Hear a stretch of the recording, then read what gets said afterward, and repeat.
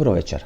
Прва политичка анализа во 2025 година, стрекне нова година, стрекне новогодишни празници, среќа, здраве, љубов и се што сакате да ви се оствари 2025 година. Вонредна политичка анализа во вонреден термин. Кога имате вонредна политичка анализа во вонреден термин, најбитно е да не го промашите терминот. Да не кажете недела 22 часот или вторник 20 часот и 30 минути. Вонредна политичка анализа на 2 јануари. Како вела, тоа што правите на 2 јануари, ќе правите во текот на целата година, што ќе рече дека ние ќе се дружиме во текот на целата 2025 година. Тоа што сакам на почетокот да кажам, дека ние сменивме нешто што беше традиција во Република Македонија 30-40 години. 2 јануари беше секојаш неработен ден.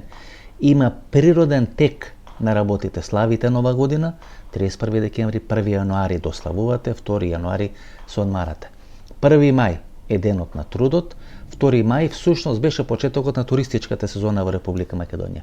И одеднаш човекот кој му беше тешко сами од себе си да се смени, сега е во Будимпешта, се обиде да ја смени Македонија. И тоа го правеше на еден карикатурален начин, па празник 23 октомври, па 8 декември, па ден за душници, така натаму и така натаму.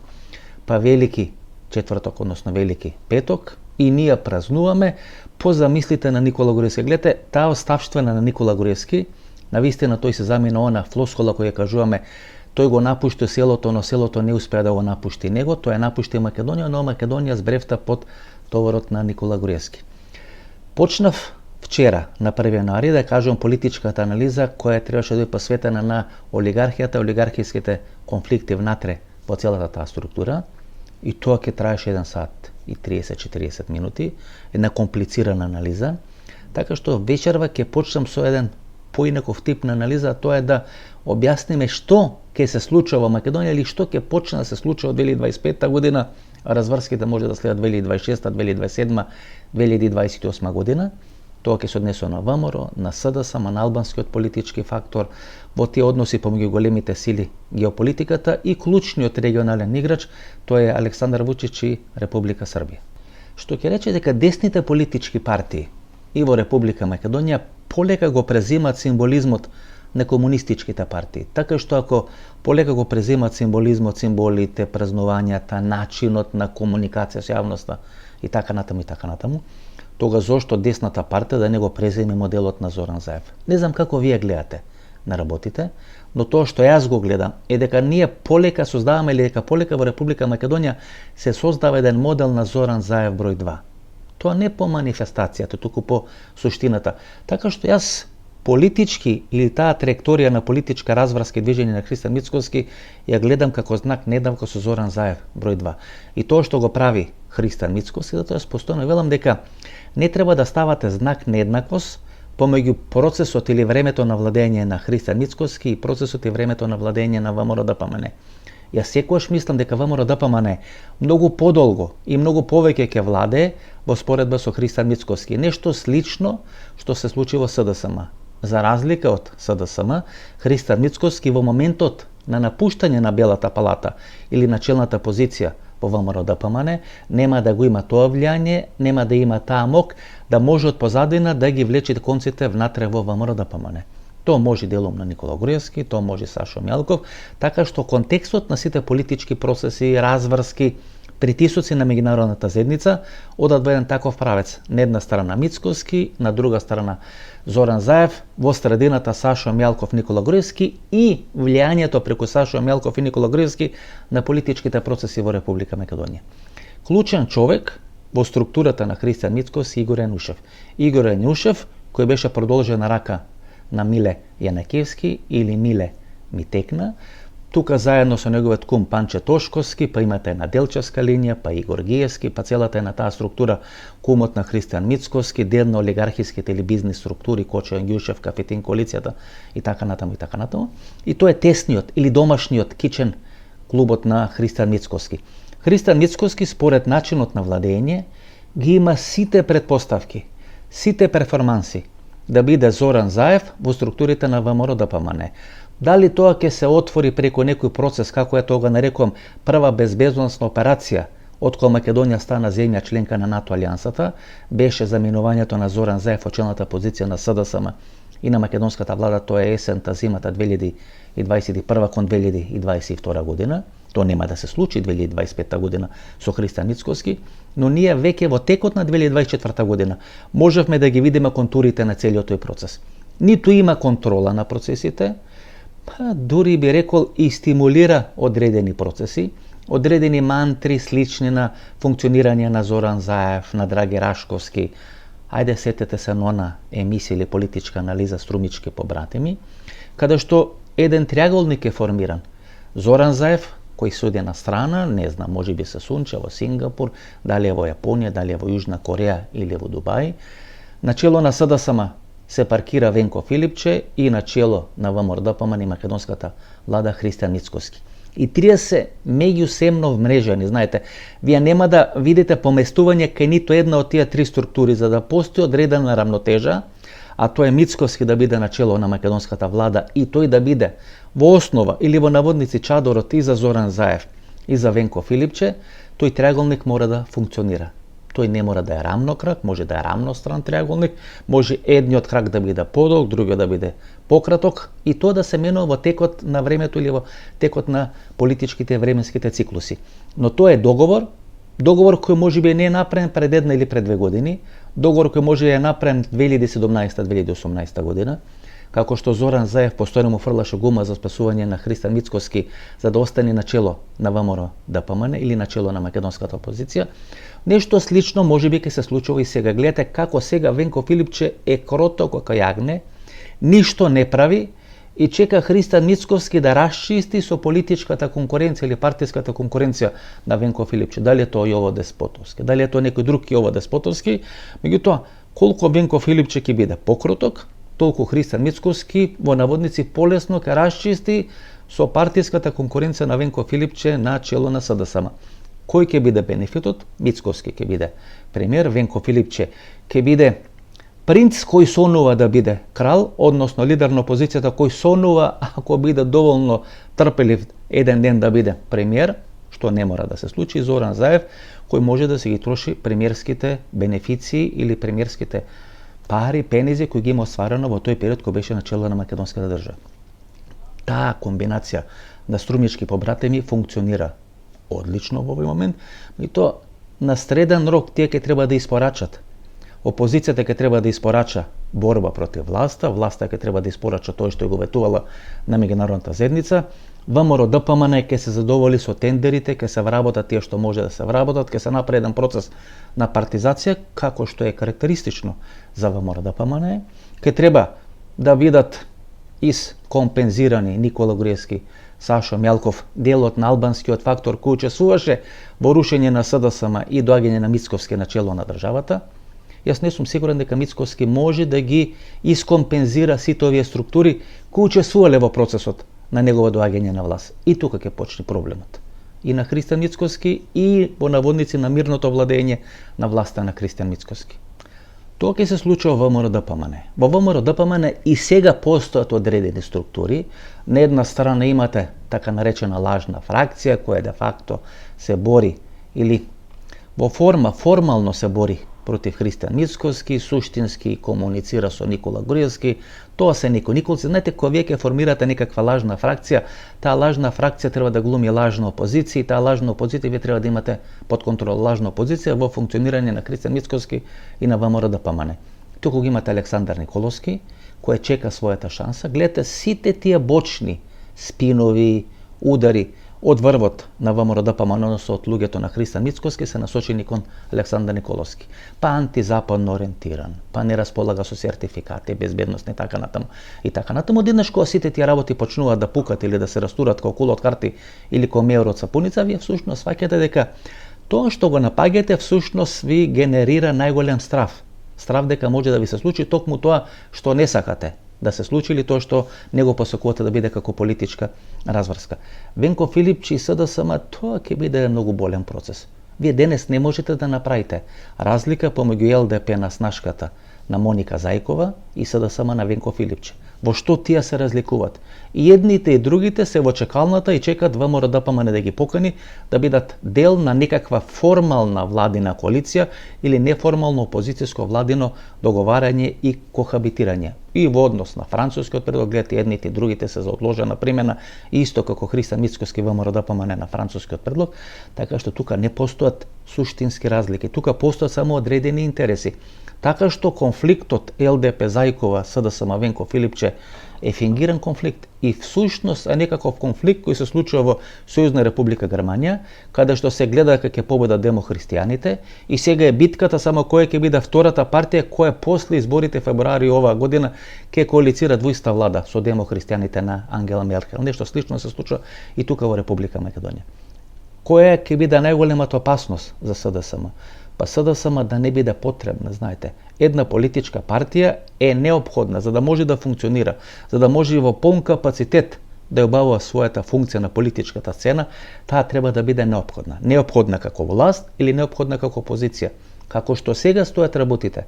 СДСМ не е неопходна никако власт, не е неопходна никако опозиција. Можеби во некаков предпоставен политички контекст или политичка разврска, ако се сменат односите, ако ВМРО ДПМН е како што тоа традиционално го прави заглај во некаква улица, ке нема на кого да се подпра странците. И тогаш Венко Филипче во некаква инстант варијанта или ќе биде сменет, или ќе биде промовиран во нов лидер на опозицијата. Тоа што сега се случува во СДСМ, гледате една макроконтрола на Радмила Шекеринска и на Зоран Заев врз функционирањето на Венко Филипче. Зоран Заев тоа го прави на струмички начин, Радмила Шекеринска тоа го прави на НАТО или на бриселски начин. Човекот или точката каде што се спојуваат интересите и на Шекеринска и на Зоран Заев во контролата на Венко Филипче е агенцијата Рейтинг, семејството Спасови, порано беше Ѓоко Спасов, сега е Никола Спасов, седејќа се тие начело на СДСМ и тие се моделот, мозокот на функционирање во медиумска, маркетиншка, секаква друга сфера. СДСМ не може да победи на ниту едни избори, ќе заглави во калта не на опозицијата, туку на едно јалово опозиционо делување, кое никогаш не може да биде трансформирано во владино делување, така што преку семејството Спасов и Радмила Шекерински и Зоран Заев ја имат контролата на Венко Филипче, тука Педжа Минхаузен ќе го додат.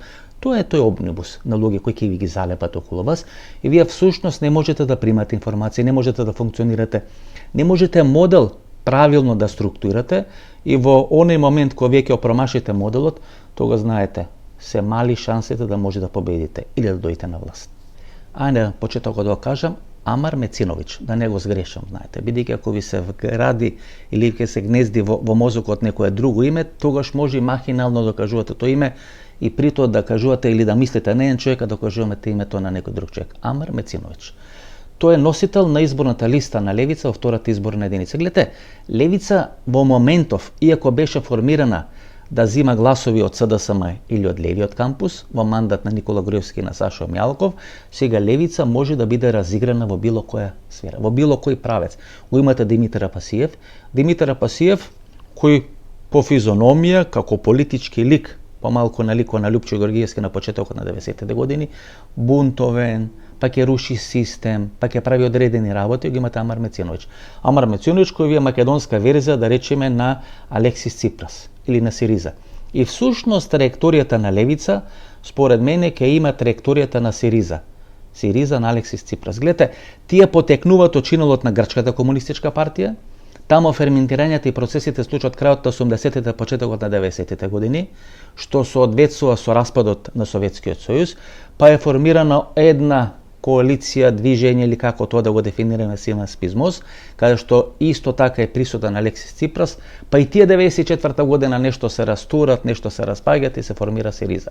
Кој исто така коалиција. Гледате, ако вие на Левица ќе додадете одредени структури, невладени движења, организации за заштита на зелената средина, за права на вработените, некои синдикални правци кои не се синдикално организирани, така натаму, можете да направите одредена коалиција која може да се бори против ВМРО ДПМН во однос на националните прашања, и тоа беше ставот на Димитар Апасиев дека тие се левото крило на организацијата, дека тие се историско ВМРО, но за разлика од десното крило кој се трансформира или прерасна во ВМРО ДПМН, левото крило е прераснато во Левица. И од друга страна имате модел на Сириза. Модел кој всушност ќе го замени Пасок. Сириза беше замената за Пасок. Во еден временски период Андреас Папандреу, па Коста Семитис, па Јоргос Папандреу се истроши моделот на Пасок. Во моментот кога беше истрошен моделот на Пасок, а и тие учествува во некои процеси на преговарање, договарање со Никола Груевски, не успеа тоа да го направат 2010, 2011, 2012 година и тогаш на власт доаѓа Сириза. Сириза со Зоран Заев го решија тој во наводници вековен проблем или две децениски проблем околу разликата околу името помеѓу Република Македонија и Хеленската демократија или Република Грција. Што мислите, дали може со Амар Меценовиќ? Гледате, исто функционира, исто личи. Бил дел, така велат, близок на СДСМ, па победил на некакви ораторски вечери на правниот факултет, бастион, допред некоја година, до мандатот Никола Груевски, бастионот на СДСМ, СДСМ тамо ги регрутираше своите главни кадри, дали на министерски, дали на вице-премиерски, се уште немаше на премиерски, освен Владо Бучковски на премиерски позиции, така што левица во моментот може да биде многу сериозна замена не за ВМРО ДПМН, туку за СДСМ. И преку моделот на левица, кога одеднаш ќе почнат и други партиски, политички структури, невладени организации, помош на меѓународна заедница, и ќе имате Сириза модел. Модел на Алексис Ципрас. 1, 2, 3 мандати, дока не е исполнат ролјата која ќе им биде поставена, а тоа ќе се случи кога ВМРО ДПМН ги промаши сите шанси и сите пенали кои ќе му ги стават на располагање, СДСМ не може да се врати во мандат на Венко Филипче, или ќе се оди на некаква варијанта внатре во СДСМ, тоа ќе значи едно болно раскусурување со структурата на Зоран Заев, или ќе се остави таа структура на Зоран Заев тотално да потони. Во оној момент кога ќе потони структурата на Зоран Заев, ќе биде почетокот на крајот на Христијан Мицкоски и одеднаш имате левица како некоја форма на македонска Сириза. Тоа нема да се случи 2025 година. Може нема да се случи ни 2026 година, но сега на 2 јануари 2025 година сакам да ви прогнозирам што очекувам дека ќе се случи како политичка разврска на македонската политичка сцена. ВМРО ДПМН да има подолг мандат на владење од Христијан Мицкоски, значи внатрешно решение да се јави тамо. Венко Филипче да има многу мали шанси да реформира СДСМ без да влезе во конфликт со Зоран Заев. И ако влезе во конфликт со Зоран Заев, тука е тешко да се процени без поддршка на меѓународна заедница кој може да победи во тој конфликт помеѓу Зоран Заев и Венко Филипче. Во една таква турбулентна или раскалашена политичка ситуација, лесно може да се случи Димитар Апасиев да ја заврши својата историска ролја, да биде некој нов Љупчо Ѓоргиевски и на сцена да стапи одредена левица варијанта блиска на моделот на Сириза. Никои работи не може да се кажат во моментот кога ќе се случат со полно име и презиме или во форма како што вие ги гледате работите, бидејќи на публиката на јавност е потребно време за да може да се прилагоди. И како имавме кажано дека ставањето на Артан Груби на американската црна листа е порака до Мицковски да расчисти со Сашо Мјалков. Што би расчистувал Мицковски со некој кој е веќе на американската црна листа? Де факто, преку Артан Груби и преку пораката до Мицковски да расчисти со структурите на Сашо Мјалков, а структурите на Сашо Мјалков се основата на носење или промовирање на Христијан Мицковски како нов лидер на ВМРО ДПМН, всушност треба да направиме знак нееднаквост помеѓу Артан Груби, американската црна листа и Христијан Мицковски. Де факто, преку Артан Груби се испраќа порака до Христијан Мицковски. Ставањето на Артан Груби на американската црна листа е всушност порака до Христијан Мицковски. Таа е една провморовска структура во врвот на ДУИ. Дали тоа беше под контрола на Али Ахмети, дали тоа излезе надвор од контрола на Али Ахмети, ќе покаже времето, но таа во наводници провморовска структура во врвот на ДУИ работеше на штета на СДСМ и работеше во интерес на ВМРО ДПМН. Затоа и не треба да ви изненадува бегството на Артан Груби. Бегството на Артан Груби или бегството на Васко Ковачевски, бидејќи тоа беше најавувано на серија настапи на Христијан Мицковски во собрањето на Република Македонија. Закани што ќе ви се случи, ќе видите, јавноста ќе биде информирана, јавноста ќе биде згрозена, јавноста ќе биде запозната и знаете, тие не се глупи луѓе.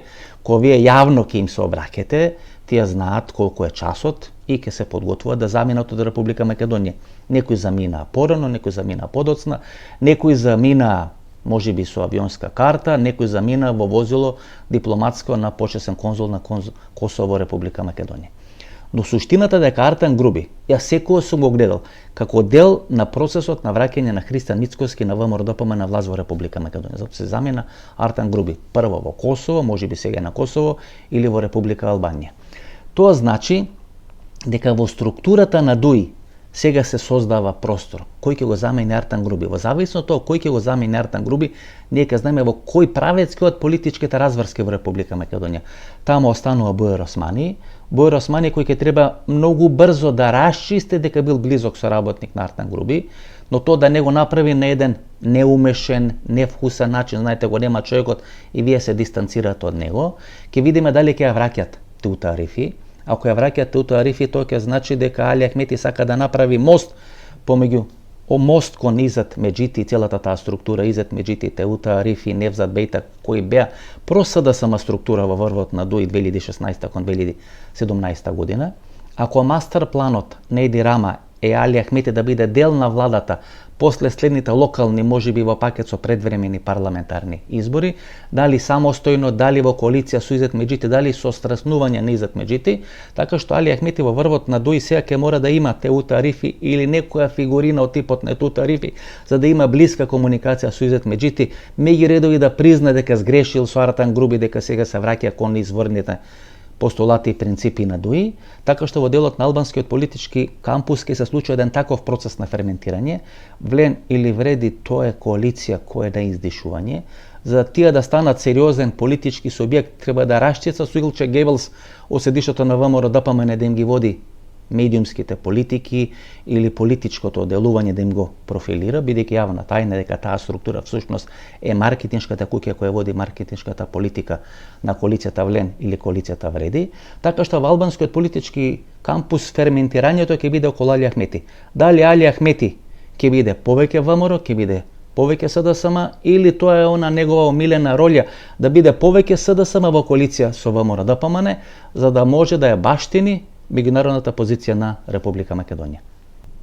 Очекувам политички процеси во Русија или во Руската Федерација. Гледате, тие загубија војната, сега луѓе ќе го убедуваат дека тоа го направиле намерно, бидејќи тоа им пресувало голема финансиска штета, големи финансиски издатоци, дека со војната во Сирија тие средства сега може да ги пренамена во војната во Украина, па дел на тие војни операции, единици, структури да ги префрлат на украинското боиште, меѓутоа во основа губењето на војната во Сирија, паѓањето на режимот на Асад, значи, според мене, крај на моделот на Русија, Русија да биде втора суперсила во светот. Бидејќи, ако вие сакате да сте втора суперсила во светот, тогаш мора да сте способени да правите меѓународни операции. Во оној момент, кога вие ќе ги изгубите двете главни упоришта во Сирија, тоа се базите Хамамеин и Тартус, тогаш вие всушност се губите Африка. Бидејќи сите тие Пригожин или Вагнер операции кои се прават во Африка, се прават преку овие две бази. Сега, бидејќи руски воени структури не може да ги поминат Босфорот и Дарданелите, и тоа се случува после војната во Украина, согласност треба да има на султанот Ердоган и на НАТО структурите, за да можат руски војни контингенти да се движат од Црното преку Босфорот и Дарданелите во Средоземното море, тогаш вие за да може да имате војни операции од типот на Вагнер и на Пригожин во Северна или во Централна Африка, треба вашите контингенти да почнуваат тамо некаде Северното море, да патуваат 10-15 дена за да може да стигнат до Африка. Тоа покажува дека Русија во моментот е некапацитетна, освен војна во Украина, да може функционално, како голема суперсила, да делува било каде во светот. Тоа е првото прашање. Второто прашање, гледате тоа што се случи во Сирија.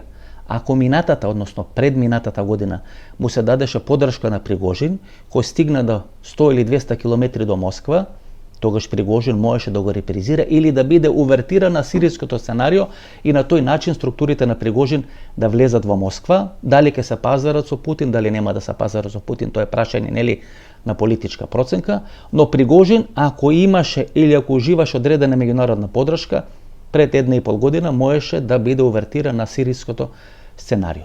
Тоа не се случи, што покажува дека меѓународната заедница всушност од пред 1,5 година веќе знае дека власта на Владимир Путин се потпира на стаклени нозе и дека таму е проценката што ќе се случи ако падне Путин.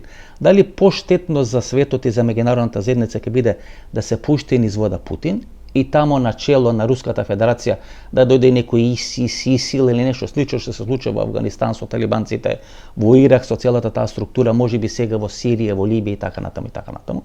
А станува збор за едно од двете големи суперсили до пред 20 или пред 30 години, кој располага со огромни контингенти на нуклеарно оружје, така што вие луксузот кој може да се го дозволите со арапската пролет во овие држави каде што се менуваат режимите и тоа да го репризирате во Руската Федерација, мислам дека тоа е преголем луксус за меѓународната заедница.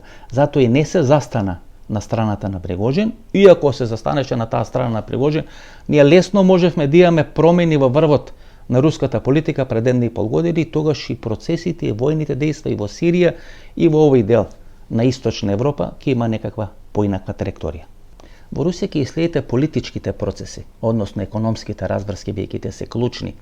Економијата била секогаш клучна за Руската Федерација, Царството Русија, Советскиот сојуз, бидејќи промените во Русија секогаш се прават после сериозни воени операции. 1917 година, Октомвриската револуција, тогаш Царството Русија пропаѓа, се формира последна или 2 години Советскиот сојуз.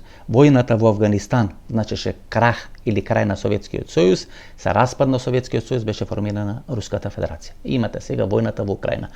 Војната во Украина која има целата политичка и економска жестина за власта во Москва, како што имаше војната во Авганистан за власта во Советскиот сојуз. Ако ги следите овие релевантни политички и економски анализи кои се прават, например, анализите на Стив Хенке покажуваат дека реалната инфлација во Руската Федерација во моментот е 27%, дека тие хипотекарни кредити кои учествувале со повеќе од 80% во купувањето на становите, сега не учествуваат веќе ни со 20%. 80% од плаќањата за купување на станови се плаќаат во кеш, дека нивната цена се намалува за 30-40-50%, дека цената на компирот е исклучително важно нешто за прехрана на руското население, цената на компирот е зголемена за 80%, дека драматично паѓаат цените на овие големи руски комбинати, предпријатија, руски олигарси на берзата, цените на овие главни нафтени компании паѓаат 17-18%, на Газпром некаде 17%, што ќе рече дека руската економија се соочува со еден драматичен колапс. Тоа беше еден кензијански модел, каде што на еден вештачки начин многу ниски се држа каматните стапки и се стимулира, се финансира одредени процеси, одредени производства. И тоа траеше се до оној момент додека руската економија не се прегреа. Во оној момент кога таа се прегреа, кога веќе е евидентно дека мора да има некоја девалвација 15-20% на руската рублја за да може да бидат покрени сите овие процеси, веќе станува јасно дека власта на Владимир Путин се наоѓа на стаклени нозе не толку поради војната во Украина, туку војната по Украина е всушност искористена за економско исцрпување на Руската Федерација.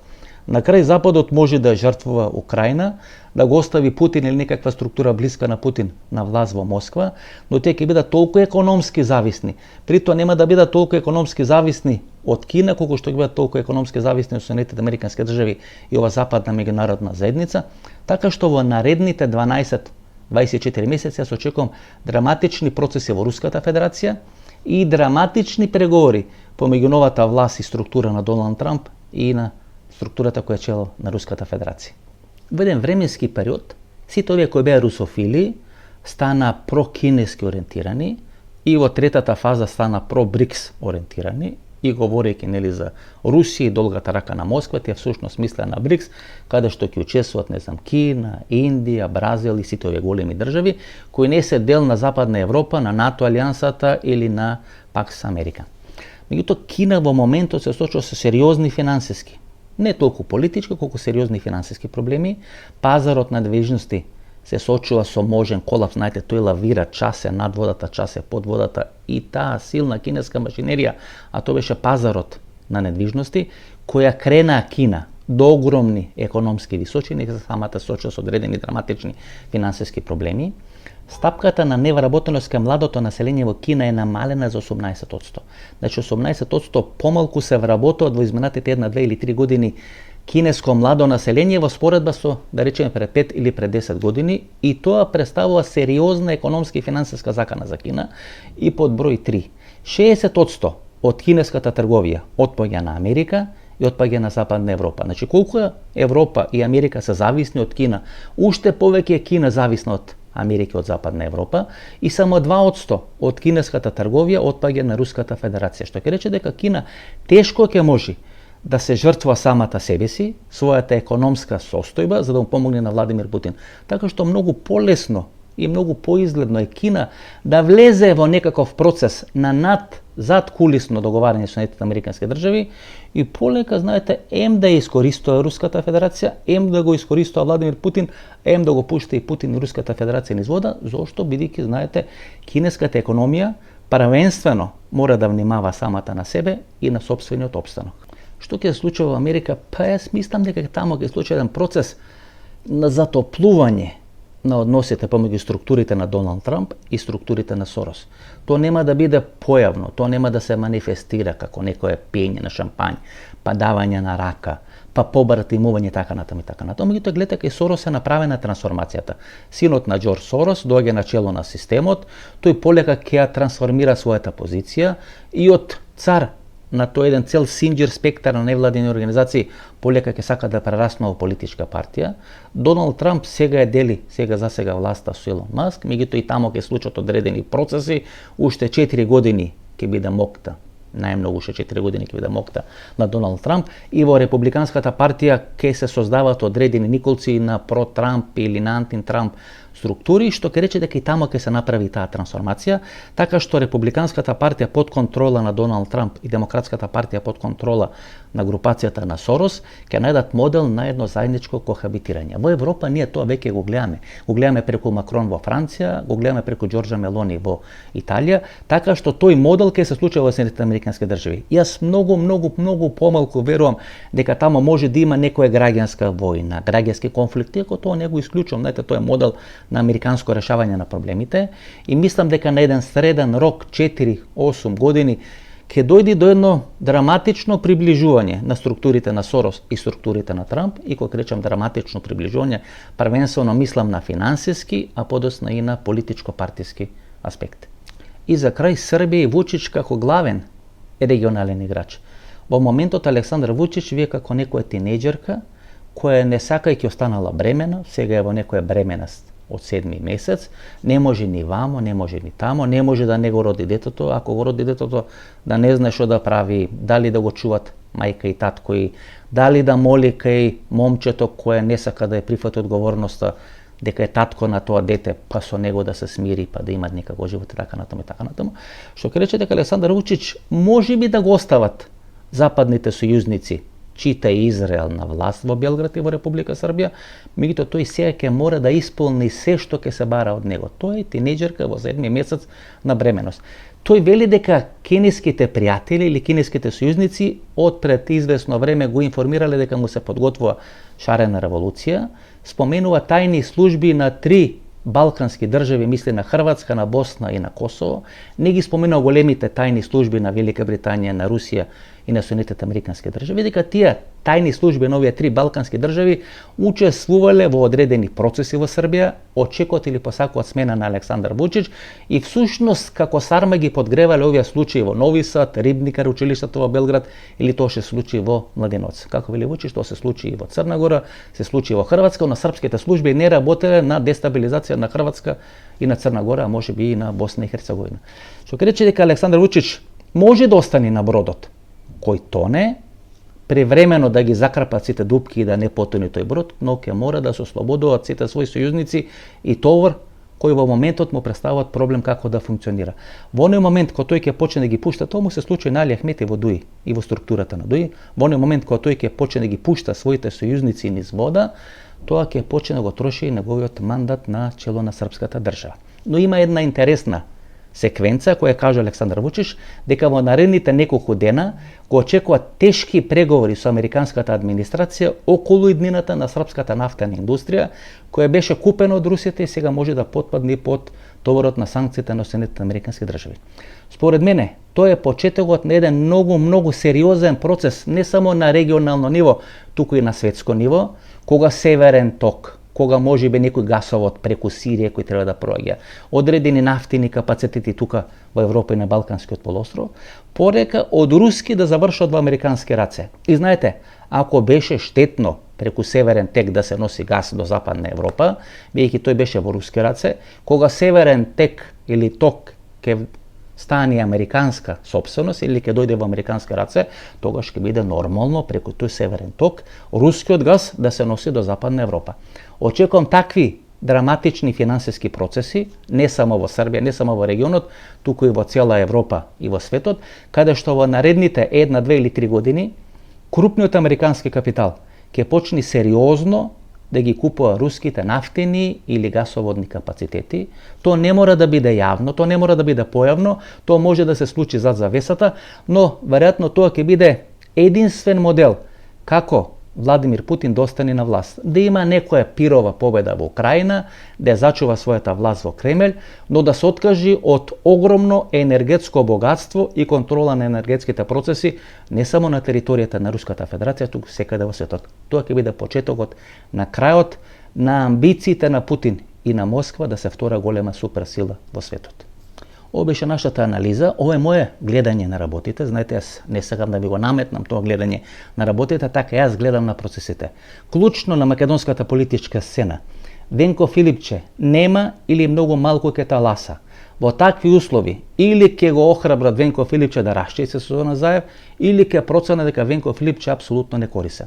Тогаш може да направат промена на чело на СДСМ после локалните или евентуално во пакет со предвремени парламентарни избори, ако тоа не биде возможно или ако се оцени дека тоа не е исплатливо, како во случајот со Пасок во Грција, да се инвестира во левица, не во Димитар Апасиев, туку Мамар Бециновиќ, ВМРО ДПМН Христан Мицковски ќе владее многу помалку од тоа што ВМРО ДПМН ќе биде на власт, и тоа се рамките во кои ќе случат политичките разврски за Русија, за Америка и за Кина, ви кажав.